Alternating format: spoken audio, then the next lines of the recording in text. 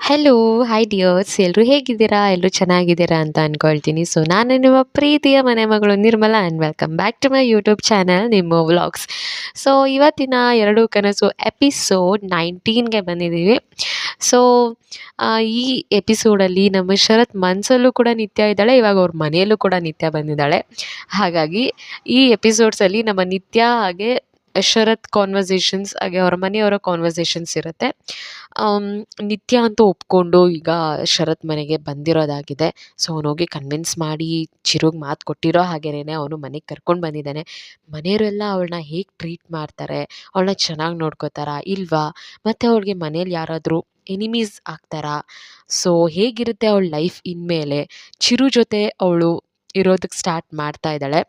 ಅಂದರೆ ಅವರಿಬ್ಬರನ್ನ ಯಾರೂ ದೂರ ಮಾಡೋಕ್ಕಾಗಲ್ಲ ಅಂತ ಗೊತ್ತಾಯಿತು. ಸೊ ನಿತ್ಯ ಹಾಗೆ ಶರತ್ ಈ ಇದರಿಂದ ಒಂದಾಗ್ತಾರಾ ಅನ್ನೋದನ್ನೆಲ್ಲ ನಾನು ಈ ಎಪಿಸೋಡಲ್ಲಿ ನೋಡ್ಕೊಂಡು ಬನ್ನಿ. ಶರತ್ ಮನೆಯಲ್ಲಿ ಮನಸ್ಸಲ್ಲಿ ನಿತ್ಯ. ಉತ್ತಮ ಮನುಷ್ಯನಿಗೆ ರಕ್ತ ಸಂಬಂಧ ಎಷ್ಟು ಮುಖ್ಯ ಆಗಿರುತ್ತೋ ನಮ್ಮ ಆತ್ಮ ಸಂಬಂಧ ಕೂಡ ಅಷ್ಟೇ ಮುಖ್ಯ ಆಗಿರುತ್ತಂತೆ. ಅಂದರೆ ರಕ್ತ ಸಂಬಂಧ ಒಂದೇ ಅಲ್ಲ, ಸಾಕ್ದವರು ಕೂಡ ಅಷ್ಟೇ ಮುಖ್ಯ ಆಗ್ತಾರೆ ಅನ್ನೋದು ಈ ಮಾತಿನ ಅರ್ಥ. ಸೊ ನಮ್ಮ ಪುಟಾಣಿ ಚಿರುಗೆ ಜನ್ಮ ನೀಡಿದ್ದು ರಾಧಾನೇ. ಆದರೆ ಚಿರುನ ಹಂಬಲಿಸ್ತಾ ಇರೋದು, ಅವನ್ನ ತುಂಬ ಚೆನ್ನಾಗಿ ಇಷ್ಟು ವರ್ಷ ಬೆಳೆಸಿದ್ದು ನಮ್ಮ ನಿತ್ಯ. ಹಾಗಾಗಿ ನಮ್ಮ ಚಿರು ಕೊಟ್ಟಿರೋ ಮಾತನ್ನು ಉಳಿಸ್ಕೊಳ್ಳೋದಕ್ಕೆ ಶರತ್ ನಿತ್ಯ ಮನೆಗೆ ಬಂದ. ನಿತ್ಯ ಪಂಕಜ ಆಂಟಿ ಮತ್ತು ಶ್ರುತಿ ಜೊತೆ ಮಾತಾಡ್ತಾ ಕೂತಿದ್ಲು. ನಿತ್ಯ ಶರತ್ನ ನೋಡಿ ಅವಳಿಗೆ ಶಾಕ್ ಆಯಿತು. ಸರ್, ನೀವಿಲ್ಲಿ?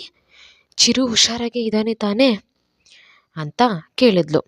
ಶರತ್, ಇಲ್ಲ ನಿತ್ಯ, ಪುಟಾಣಿ ಚಿರು ನಿತ್ಯ ಜೊತೆ ಬಿಟ್ಟರೆ ಬೇರೆ ಯಾರ ಜೊತೆನೂ ಹೊಂದ್ಕೊಳ್ತಾ ಇಲ್ಲ. ಅವನಿಗೆ ಬೇಕಾಗಿರೋದು ನಿತ್ಯ, ಅವನಿಗೆ ನೀನೇ ಬೇಕು, ಅದಕ್ಕೆ ಅವನು ನಿನ್ನ ಜೊತೆನೇ ಇರ್ತಾನೆ. ಶ್ರುತಿ, ಹಾಗಾದರೆ ನಮ್ಮ ಚಿರುನ ವಾಪಸ್ ಕರ್ಕೊಂಡು ಬಂದುಬಿಟ್ರಾ?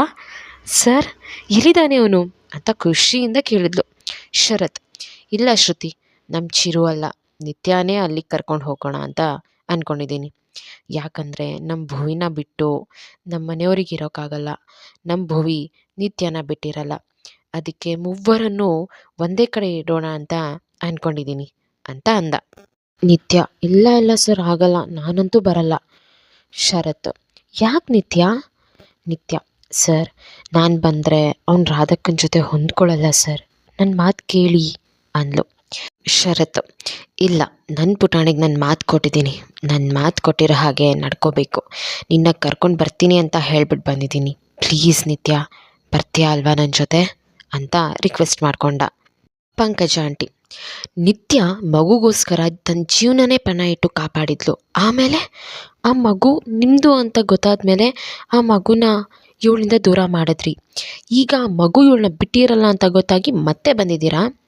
ಏನು ಇವಳಿಗೆ ಹೇಳೋರು ಕೇಳೋರು ಯಾರು ಇಲ್ಲ ಅಂತ ಅಂದ್ಕೊಂಡ್ಬಿಟ್ಟಿದ್ದೀರಾ ಅಂತ ಕೋಪದಿಂದ ಬೈತಾಳೆ. ಶರತ್, ಆಂಟಿ ಪ್ಲೀಸ್ ಹೀಗೆ ಮಾತಾಡಬೇಡಿ. ನಾನು ನಿತ್ಯನ ನನ್ನ ಸ್ವಾರ್ಥಕ್ಕಾಗಿ ಬೆಳೆಸ್ಕೊಳ್ತಾ ಇಲ್ಲ ಆಂಟಿ.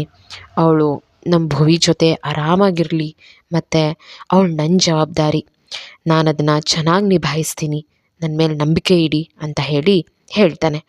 ನಿತ್ಯ ತುಂಬ ಯೋಚನೆ ಮಾಡಿ ಕೊನೆಗೆ ಒಂದು ಕನ್ಕ್ಲೂಷನಿಗೆ ಬಂದಳು. ಓಕೆ ಸರ್, ನಾನು ಬರ್ತೀನಿ ಅಂತ ಒಪ್ಕೊಂಡು ಹಾಗೆ ಅವನ ಜೊತೆ ಅವ್ರ ಮನೆಗೆ ಹೋದ್ಲು.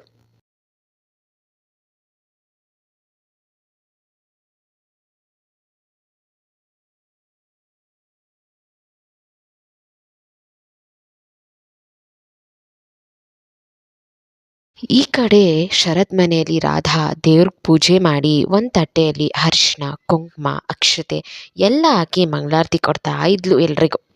ಬಾಗ್ಲಲ್ಲಿ ನಿತ್ಯ ಶರತ್ ಇರ್ತಾರೆ. ಪುಟಾಣಿ ಚಿರು ನಿತ್ಯನ ನೋಡಿದ್ದು ಖುಷಿಗೆ ರಾಧಾ ಕೈಲಿದ್ದ ತಟ್ಟೆಗೆ ಡಿಕ್ಕಿ ಹೊಡೆದು ಬಿಡ್ತಾನೆ. ಆ ಅರಿಶಿನ, ಕುಂಕುಮ, ಅಕ್ಷತೆ ನಿತ್ಯ ಹಾಗೆ ಶರತ್ ಮೇಲೆ ಬೀಳುತ್ತೆ. ಅವರಿಬ್ರಿಗೂ ಒಂದು ಒಳ್ಳೆ ಪಾಸಿಟಿವ್ ಇನ್ವಿಟೇಷನ್ ಅಂತಲೇ ಅನ್ಕೋಬೋದು. ಪಾಸಿಟಿವ್ ಆಗಿ ಅವ್ರನ್ನ ಸ್ವಾಗತ ಮಾಡಿದ ಮನೆ, ಅಂದರೆ ದೇವರ ಆಶೀರ್ವಾದದಿಂದ. ಸೊ ಪುಟಾಣಿ ಚಿರು ಒಳಗಡೆ ಬಂದು, ನಿತ್ಯ ಡಾರ್ಲಿಂಗ್, ನೀನು ನನ್ನ ಬಿಟ್ಟು ಎಲ್ಲಿ ಹೋಗಿದ್ದೆ ಅಂತ ಅತ್ತ. ನಿತ್ಯ, ಇಲ್ಲ ಕಂದ, ನೀನು ಬಿಟ್ಟು ಎಲ್ಲೂ ಹೋಗಿಲ್ಲ, ನಾನು ಇನ್ಮೇಲೆ ಎಲ್ಲೂ ಹೋಗೋದಿಲ್ಲ ಅಂತ ಹೇಳ್ತಾಳೆ. ಶರತ್, ನೋಡ್ತೀಯ ಕಂದ, ನಾನು ನನ್ನ ಪ್ರಾಮಿಸ್ನ ಉಳಿಸ್ಕೊಂಡೆ. ಇನ್ನು ಮುಂದೆ ನಿನ್ನ ನಿತ್ಯ ಡಾರ್ಲಿಂಗ್ ನಿನ್ನ ಜೊತೆನೇ ಇರ್ತಾರೆ. ಇವಾಗ ಖುಷಿನಾ ಅಂದ. ಚಿರು ಓ ಫುಲ್ ಖುಷಿ ಇವಾಗ ಅಂದ. ಅಜ್ಜಿ ನೋಡಮ್ಮ, ನಿನ್ನೆ ನಮ್ಮ ಮೊಮ್ಮಗ ಸಿಕ್ಕಿದ್ದ ಅಂಥೇಳಿ ನಿನ್ನ ಜೊತೆ ಏನು ಮಾತಾಡೋಕ್ಕಾಗಲಿಲ್ಲ, ನೀನು ಪರಿಚಯ ಕೂಡ ಮಾಡ್ಕೊಳ್ಳೋಕ್ಕಾಗಲಿಲ್ಲ. ಏನು ಅನ್ಕೋಬೇಡಮ್ಮ. ಹೇಳು, ನಿಮ್ಮಪ್ಪ ಅಮ್ಮ ಎಲ್ಲ ಎಲ್ಲಿದ್ದಾರೆ? ಅಷ್ಟರಲ್ಲಿ ಶರತ್ ಅಜ್ಜಿನೇ ನೋಡಿ ಅಜ್ಜಿ ಬೇಡ ಅಂತ ತಲೆ ಆಡಿಸ್ತಾನೆ. ನಿತ್ಯ ಶರತ್ನ ನೋಡಿ ನನಗೆ ಯಾರೂ ಇಲ್ಲ ಅಂತ ಡಲ್ಲಾಗಿ ಹೇಳ್ತಾಳೆ. ಶರತ್ನ ಅಮ್ಮ ಸುಳ್ಳು ಅಂತ ಒಳಗಿಂದ ಬರ್ತಾರೆ. ನಿತ್ಯ ಶರತ್ ಇಬ್ಬರು ಶಾಕ್ ಇಂದ ನೋಡ್ತಾರೆ. ಶರತ್ ಅಮ್ಮ ಯಾಕೆ ನಿತ್ಯ ಸುಳ್ಳು ಹೇಳ್ತಿದ್ಯಾ? ನಿಂಗೆ ಅಂತ ಫ್ಯಾಮಿಲಿ ಇದೆ ತಾನೇ? ನಿತ್ಯ ಶರತ್ ಮುಖ ನೋಡ್ಕೊಳ್ತಾರೆ. ಆಮೇಲೆ ಹೌದಮ್ಮ, ನಾವೆಲ್ಲ ನಿನ್ನ ಫ್ಯಾಮಿಲಿ ತಾನೇ, ನಿನ್ಗೆ ಈ ಮನೆ ಇದೆ ತಾನೇ ಅಂತ ಹೇಳ್ತಾರೆ. ನಿತ್ಯ ಖುಷಿಯಿಂದ ಕಣ್ತುಂಬಿಕೊಂಡು ಹೌದು ಅಮ್ಮ ಅಂತ ಹೇಳಿ ಅವರನ್ನು ತಪ್ಕೊಳ್ತಾಳೆ.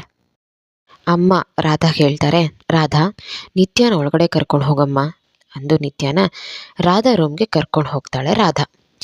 ಅವಳ ಹತ್ರ ನಿತ್ಯ ಥ್ಯಾಂಕ್ ಯು ಸೋ ಮಚ್ ನಿತ್ಯ, ನಿಂಗೆ ಎಷ್ಟು ಥ್ಯಾಂಕ್ಸ್ ಹೇಳಿದ್ರು ಸಾಲಲ್ಲ, ನನ್ನ ಮಗನ ನಿನ್ನಿಂದ ನನಗೆ ಸಿಕ್ತ, ನಂಗೆ ತುಂಬ ಖುಷಿ, ಹೇಳ್ಕೊಳಕ್ಕೆ ಆಗ್ತಾ ಇಲ್ಲ, ಅಷ್ಟು ಖುಷಿ ಆಗ್ತಿದೆ ಅಂತ ಹೇಳ್ತಾಳೆ. ನಿತ್ಯ ಅಯ್ಯೋ ಅಕ್ಕ ಥ್ಯಾಂಕ್ಸ್ ಎಲ್ಲ ಏನಕ್ಕೆ ಬಿಡಿ, ನಿಮಗೆ ನಿಮ್ಮ ಮಗ ಸಿಕ್ಕಿದೆ ಅಂತ ಎಷ್ಟು ಖುಷಿನೋ ಅಷ್ಟೇ ನನಗೆ ಚಿರು ಅಮ್ಮ ಸಿಕ್ಕಿದಾರಲ್ಲ ಅನ್ನೋ ಖುಷಿ ತುಂಬ ಇದೆ ಅಂದ್ಲು ರಾಧಾ.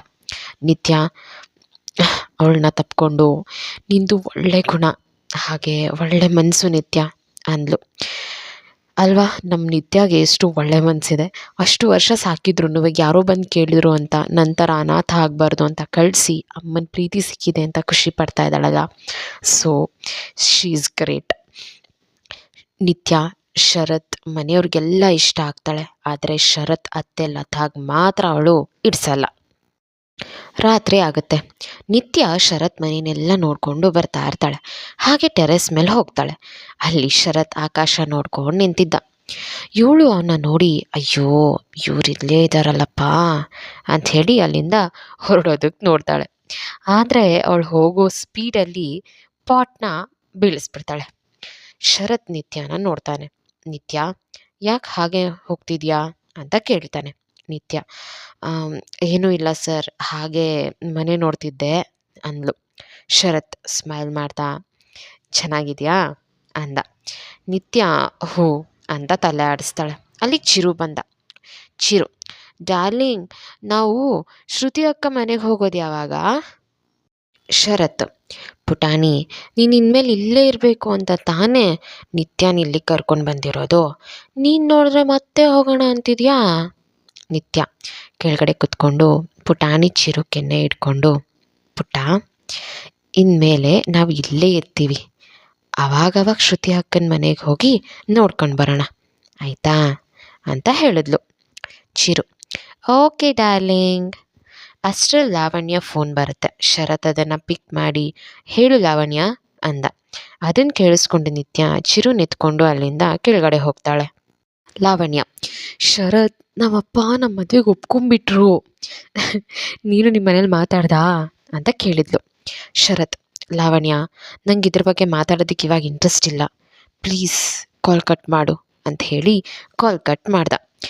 ಏನಾಗಿದೆ ಇಲ್ಲಿ ಪಾರಿಜಾತ ಲೆಟರ್ಸ್ ನೋಡಿದಾಗ ಆಗೋ ಫೀಲಿಂಗ್ಸ್ ಅವಳ ಎದುರುಗಡೆ ಬಂದಾಗ ಆಗ್ತಾ ಇಲ್ಲ. ಅದೇ ನಿತ್ಯ ನನ್ನ ಎದುರು ಬಂದರೆ ಲೆಟರ್ಸಲ್ಲಿ ಬರೋ ಫೀಲಿಂಗ್ ಬರ್ತಿದ್ದೆ, ಯಾಕೆ ಅಂತ ಥಿಂಕ್ ಮಾಡ್ತಿದ್ದ. ಇಷ್ಟಕ್ಕೂ ನಾನು ಯಾಕೆ ಗೊಂದಲದಲ್ಲಿರಬೇಕು, ಕಣ್ಮುಂದೆನೇ ನಾನು ನೋಡಿದೆ ಅಲ್ವಾ, ಮತ್ತು ಅವತ್ತು ನಿತ್ಯ ಮಾತಾಡಿದ್ದನ್ನ ನೆನೆಸ್ಕೊಂಡು ಹಾಗಾದರೆ ನಾನು ಪಾರಿಜಾತ ಕೈಯಲ್ಲಿ ನೋಡಿದ ಲೆಟರ್ಸ್ ಸುಳ್ಳ, ಇಲ್ಲ ನಿತ್ಯ ಮಾತಾಡಿದ ಸುಳ್ಳ, ಓಹ್ ಯಾವ್ದು ಸುಳ್ಳು ಅಂತ ಯೋಚನೆಗೊಳಗಾಗ್ತಾನೆ. ಒಂದಿನ ಲತಾ ಅಂದರೆ ಶರತ್ ಅತ್ತೆ ಅವರು ಕೆಲಸದವ್ರಿಗೆಲ್ಲ 1 ವಾರ ರಜೆ ಕೊಟ್ಟು ಕಳಿಸ್ಬಿಡ್ತಾರೆ. ಯಾಕೆ ಅಂದರೆ ಬೇಕು ಅಂತಾನೆ, ನೋಡಿ ಗೊತ್ತಾಗುತ್ತೆ. ಆಮೇಲೆ ನಿತ್ಯ ಹತ್ರ ಬಂದು ನಾಟಕ ಮಾಡ್ತಾ ಇರ್ತಾರೆ. ಛೇ ಛೇ, ಈ ಮನೆ ಕೆಲಸದವರು ಸರಿಯಾದ ಟೈಮ್ಗೆ ಕೈ ಕೊಡ್ತಾರೆ. ಇವಾಗ ಏನು ಮಾಡೋದು? ಅಯ್ಯೋ, ಎಷ್ಟು ಕೆಲಸ ಇದೆ, ಏನು ಮಾಡೋದೋ ಏನೋ ಅಂತ ಹೇಳ್ತಾ ಇರ್ತಾರೆ. ನಿತ್ಯ, ಏನಾಯ್ತು ಆಂಟಿ, ಏನಾದರೂ ಸಮಸ್ಯೆನಾ ಅಂತ ಕೇಳಿದ್ಲು ಲತಾ. ನೋಡಮ್ಮ ನಿತ್ಯ, ಈ ಕೆಲಸದವರು ಒಂದು ವಾರದ ಮಟ್ಟಿಗೆ ರಜಾ ಹಾಕಿದ್ದಾರೆ. ಇವಾಗ ಎಲ್ಲ ಕೆಲಸ ಹಾಗೆ ಬಿದ್ದಿದೆ. ನಿತ್ಯ ಆ ಕೆಲಸ ಮಾಡಲಿ ಅನ್ನೋದು ಅವಳ ಉದ್ದೇಶ ಅಲ್ಲ ಅಲ್ಲ, ದುರುದ್ದೇಶ. ನಿತ್ಯ, ಹೋಗಲಿ ಬಿಡಿ ಆಂಟಿ, ಅವ್ರಿಗೆ ಏನು ಅರ್ಜೆಂಟ್ ಇತ್ತೋ ಏನೋ, ನಾನು ಇದೀನಲ್ಲ, ನಾನೇ ಮಾಡ್ತೀನಿ ಬಿಡಿ ಕೆಲಸ ಅಂತ ಹೇಳಿ ಅವಳು ಒಪ್ಕೊಂಡ್ಬಿಡ್ತಾಳೆ. ಲತಾ, ಅವಳಿಗೂ ಅದೇ ಬೇಕಿತ್ತು.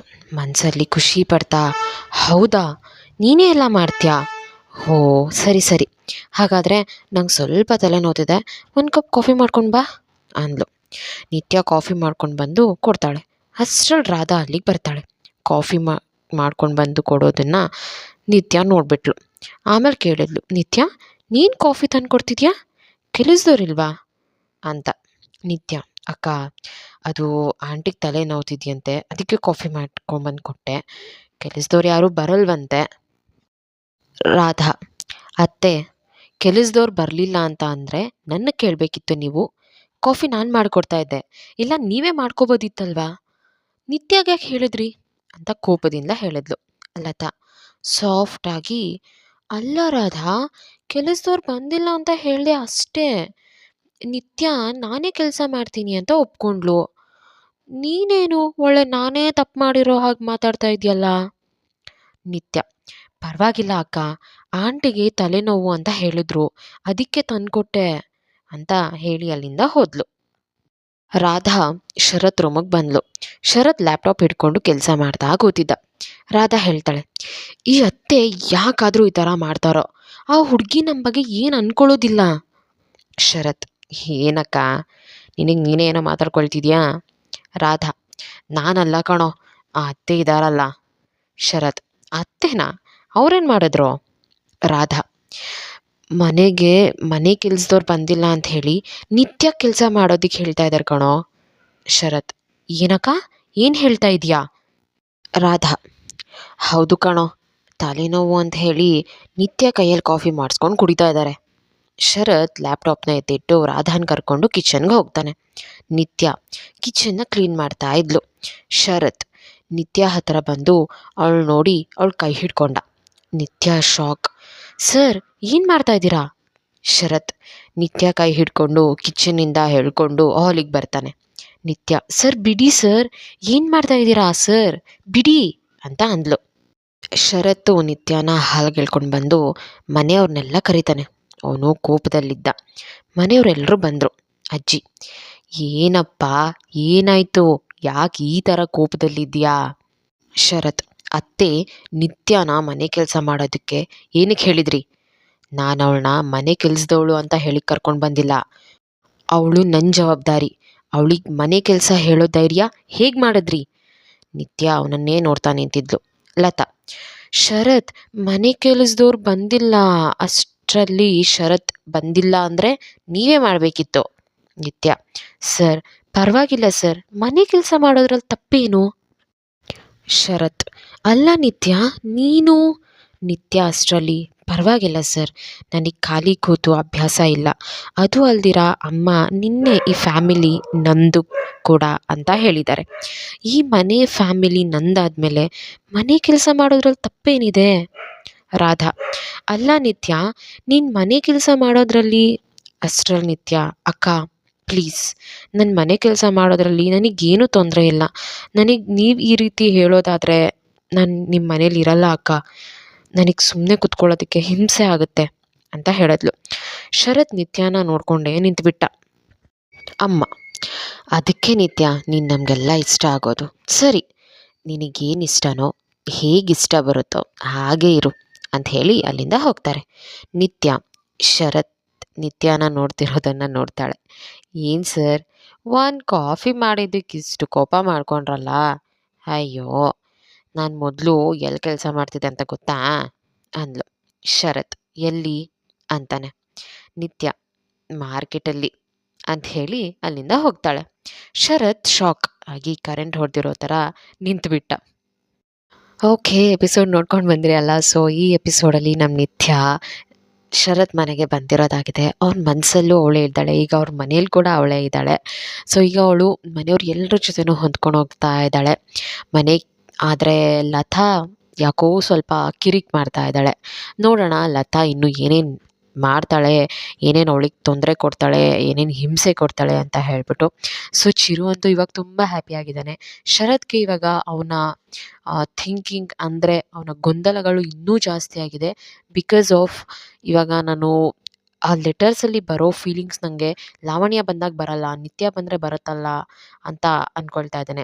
ಸೊ ನೋಡೋಣ, ಅವಳ ಹತ್ರನೇ ಇದ್ದಾಳಲ್ಲ, ಅವನಿಗೂ ನಿತ್ಯನೇ ಅವನ ನಿಜವಾದ ಪಾರಿಜಾತ ಅಂತ ಯಾವಾಗ ಗೊತ್ತಾಗುತ್ತಾ ಇಲ್ವಾ ಅಂತ ಹೇಳ್ಬಿಟ್ಟು.